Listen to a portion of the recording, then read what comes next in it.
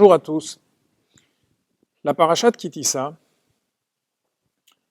commence par nous parler du don du demi-shekel. Ce demi-shekel a été offert par tous les hommes à partir de l'âge de 20 ans et il était censé pardonner la gravissime faute du veau d'or. Dans le judaïsme, il apparaît naturel que lorsqu'on offre quelque chose à Dieu, on offre quelque chose de parfait, quelque chose d'entier. On n'offre pas un demi-objet à la sainteté. Et donc on est en droit de s'interroger sur cette mitzvah qui demandait à chacun d'offrir un demi-shekel. De plus, la Torah nous dit qu'un shekel valait 20 guéras. Ce qui signifie qu'un demi-shekel en valait 10. Or 10, c'est un nombre entier, c'est un nombre parfait.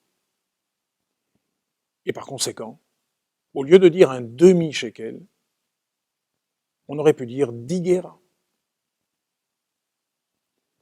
Quel est l'enseignement que la Torah a voulu nous donner dans l'exigence de ce demi-shekel?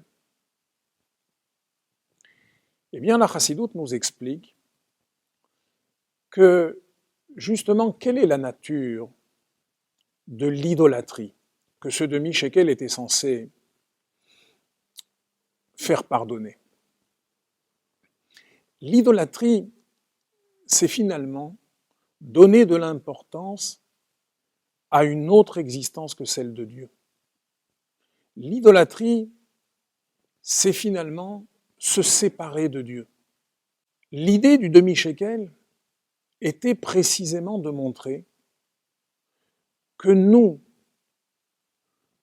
sommes en quelque sorte indissociables de la deuxième moitié, c'est-à-dire de la divinité.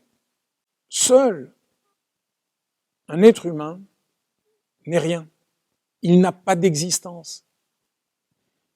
Il n'existe pas de manière autonome. Son existence n'est validée que lorsque il est solidaire, lorsqu'il est attaché, lorsqu'il est fondu dans la divinité.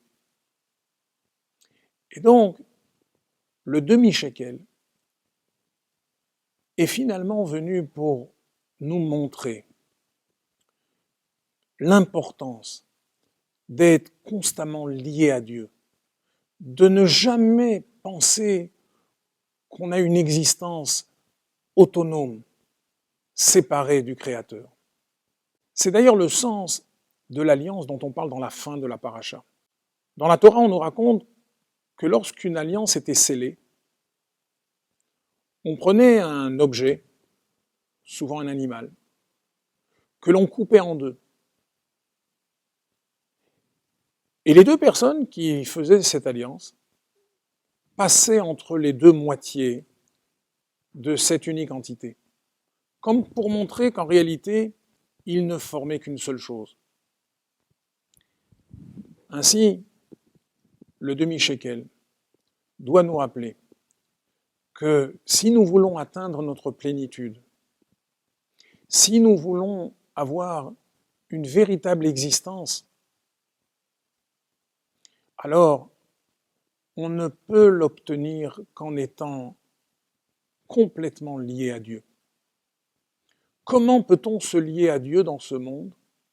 C'est en se liant à nos maîtres, à nos tzadikim.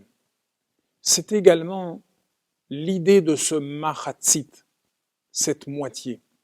Machatzit s'écrit avec 5 lettres.